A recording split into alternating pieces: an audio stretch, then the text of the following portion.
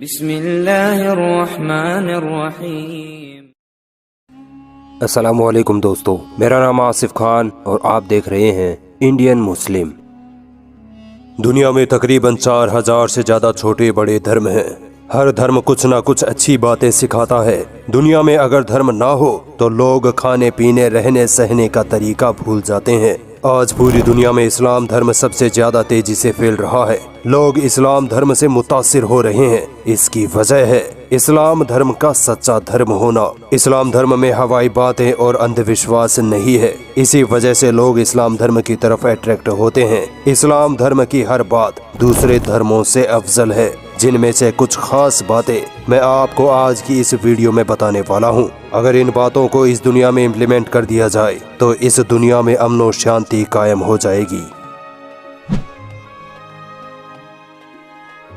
दान, चैरिटी देना हर धर्म में अच्छा काम माना गया है, मगर हर धर्म में अपनी मर्जी से दान देने का सिस्टम है। मर्जी हो तो दान दे दो, वरना कोई बात नहीं।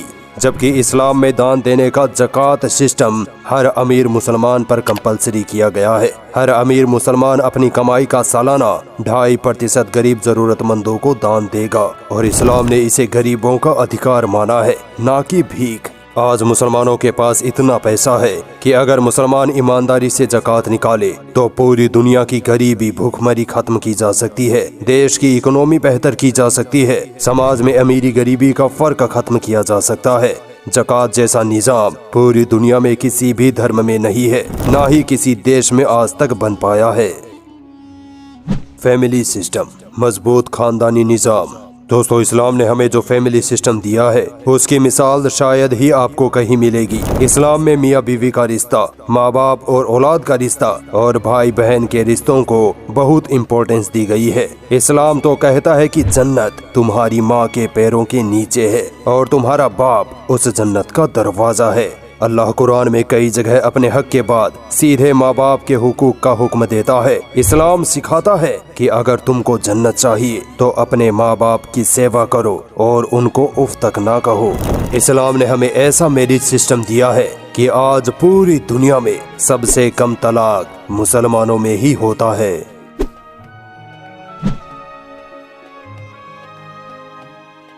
कुरान की शुरुआत जिस शब्द से हुई थी वो था इकरा, यानी पढ़ो। अब आप खुद सोचो कि जिस धर्म की धार्मिक किताब का पहला शब्द ही हमें पढ़ने की तालीम दे रहा हो, उस धर्म में फिर एजुकेशन की कितनी अहमियत होगी। इस्लाम धर्म ने हमेशा एजुकेशन को इंक्रीज किया है। इसी वजह से आज से 1500 साल पहले तक पूरी दुनिया में शिक्षा के क्षेत्र में मुसलमानों का डंका बजता था। चाहे वो साइंस हो, मैथ हो, एस्ट्रोनॉमी हो, हर फील्ड में मुसलमानों ने महारत हासिल कर रखी थी। कुरान में तो भर भर के ऐसे साइंटिफिक फैक्ट मिलेंगे जिनको सुनकर आपको यकीन नहीं होगा कि आखिर 1400 साल पहले इतनी सटीक साइंस कुरान में कैसे लिखी जा सकती है। यकीन मानिए दोस्तों, इस धरती पर सिर्फ इस्लाम ही एक ऐसा धर्म है जो पूरी दुनिया में अमन और शांति कायम कर सकता है। इस्लाम शब्द का मतलब ही होता है शांति। कुरान में अल्लाह ताला फरमाता है कि अगर किसी ने एक बेगुनाह इंसान की जान ली तो मानो उसने पूरी इंसानियत का कत्ल किया, और जिसने किसी एक इंसान की जान बचाई तो मानो उसने पूरी इंसानियत की जान बचाई। मोहम्मद सल्लल्लाहु अलैहि वसल्लम ने फरमाया कि अगर किसी मुसलमान ने किसी बेगुनाह गैर मुस्लिम पर जुल्म किया तो मैं कयामत के दिन उसके खिलाफ गवाही दूंगा। आज पूरी दुनिया में मुसलमानों पर जुल्म हो रहा है, चाहे अमेरिका हो, फ्रांस हो, इजराइल हो, चीन हो या फिर हमारा देश भारत हो। हर कोई मुसलमानों से नफरत कर रहा है, मगर दूसरी तरफ अरब मुल्कों में जहां लाखों गैर मुस्लिम रहते हैं, कमाते खाते हैं, फिर भी वहां उनको मुसलमान कोई तकलीफ नहीं देते। यही तो इस्लाम सिखाता है। इस्लाम सिखाता है कि अगर तुम्हारा पड़ोसी गैर मुस्लिम भी है तब भी तुम उसका ख्याल रखो। इस्लाम ही है जो पूरी दुनिया में भाईचारा कायम कर सकता है।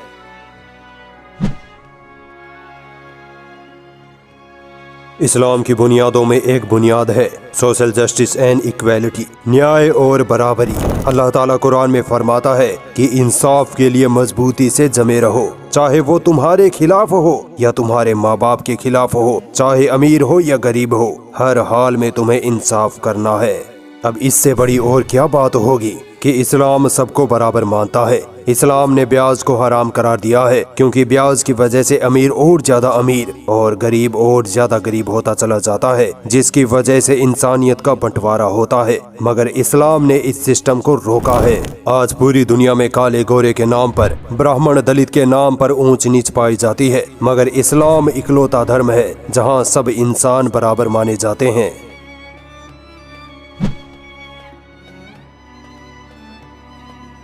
बाकी आधा ईमान है। इस बात से आप अंदाजा लगा लीजिए कि इस्लाम ने साफ सफाई को कितनी अहमियत दी है। दुनिया के बाकी धर्मों में ज्यादा से ज्यादा डेली नहाने की मान्यता होगी, जबकि इस्लाम में एक मुसलमान दिन में 5 बार नमाज पढ़ने से पहले 5 बार हाथ मुंह पैर धोता है। वैज्ञानिकों का मानना है कि मुसलमानों के इस तरीके की वजह से दूसरे लोगों की तुलना में मुसलमानों में कम बीमारियां फैलती है। मुसलमान पेशाब करने के बाद भी अपनी शर्मगाह को पानी से साफ करते हैं। ये चीज इस्लाम धर्म के अलावा किसी दूसरे धर्म में नहीं पाई जाती है। अगर इस्लाम धर्म की ये बातें पूरी तरह से दुनिया में लागू कर दी जाए तो दुनिया की आधी से ज्यादा बीमारियां खत्म हो जाएंगी।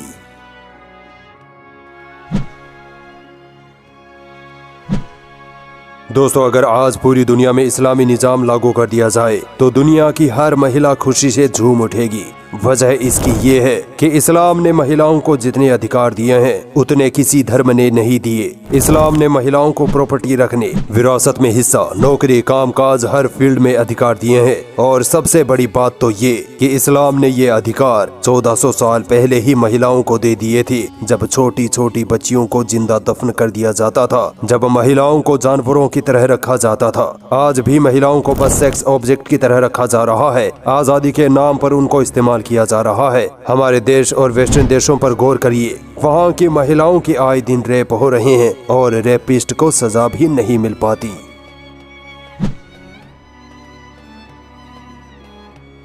अगर आप गौर करें तो पाएंगे कि दुनिया जितनी तरक्की करती जा रही है उतनी ही बुराइयां फैलती जा रही है। चोरी, डकैती, रेप, मर्डर सब आम हो चुके हैं। यानी इंसानों में अब अखलाक खत्म हो गया है। इस्लाम धर्म एकमात्र रास्ता है जो इन बुराइयों को जड़ से खत्म कर सकता है। एक तरफ वेस्टर्न कंट्रीज हैं जहां खुलेआम नंगापन, शराब और बुराइयां हो रही हैं, उनमें कोई मोरालिटी नहीं बची है, कोई रहने की तमीज नहीं है। दूसरी तरफ अरब देश जहां आपको कोई भी बेहयाई नजर नहीं आएगी। कुरान का मेन मकसद ही यही है कि इंसान को एक अच्छा इंसान बनाया जाए, दूसरों को रिस्पेक्ट देना, बुराई को बुरा समझना। इस्लाम इसे सबसे ज्यादा अहमियत देता है। दुनिया का सबसे अखलाकी इंसान पैगंबर मोहम्मद सल्लल्लाहु अलैहि वसल्लम गुजरे हैं। उनसे ज्यादा अच्छे अखलाक और किसी के पास नहीं हो सकते।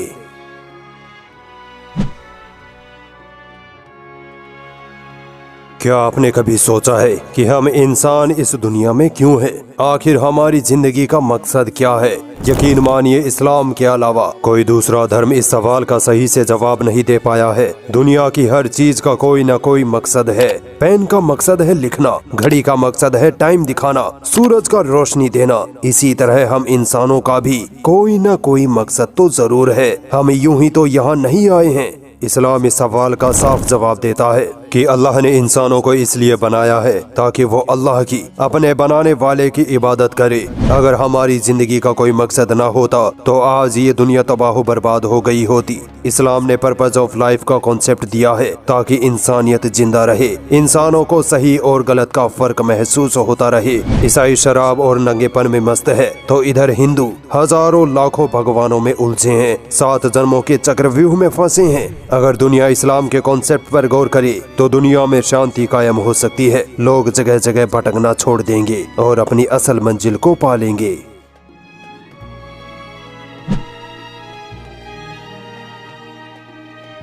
किसी भी चीज को संभालने के लिए उसका एक लीडर होना जरूरी है। सोचिए, अगर हमारे देश के 100 प्रधानमंत्री होते, 100 राष्ट्रपति होते तो क्या देश चल पाता? नहीं, सब आपस में लड़कर देश को बर्बाद कर देते। ठीक ऐसे ही इस पूरी कायनात को संभालने वाला भी एक ही है, वो है अल्लाह। इस्लाम एकेश्वरवाद का कॉन्सेप्ट रखता है, जबकि बाकी हर धर्म में एक से ज्यादा खुदाओं का कॉन्सेप्ट है। यही वजह है कि इस्लाम के अलावा हर धर्म में कंफ्यूजन पाई जाती है, किसको पूजें किसको छोड़ें।